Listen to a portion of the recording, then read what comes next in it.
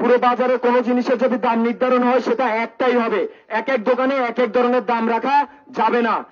এবং পুরো বাংলাদেশের নিয়মে প্রত্যেকটা দোকানে মূল্য তালিকা থাকতে হবে। আপনার কি এর সাথে একমত?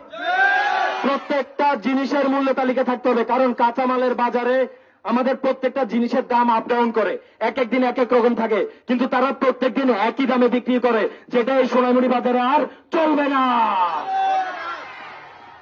আরেকটা জিনিস, আমি তোমাদের সকল সাধারণ শিক্ষার্থীদেরকে আসলে ধন্যবাদ দিতে চাই। তোমরা যেভাবে অংশগ্রহণ করেছো, যেভাবে নিজের ভয়েস রেজ করেছো অন্যায়ের বিরুদ্ধে, সেটা তোমরা ভবিষ্যতে সবসময় সচল রাখবা। যেখানে অন্যায় দেখবা সেখানে আওয়াজ তুলবা। তোমাদেরকে সাপোর্ট করার জন্য তোমাদের ভাইয়েরা সব সময় প্রস্তুত। আমি আমাদের সোনামুড়ি উচ্চ বিদ্যালয়ের সম্মানিত প্রধান শিক্ষক বাবু তানিশ্বর আচার্য স্যারকে ধন্যবাদ দিতে চাই। স্যার খুবই সুন্দর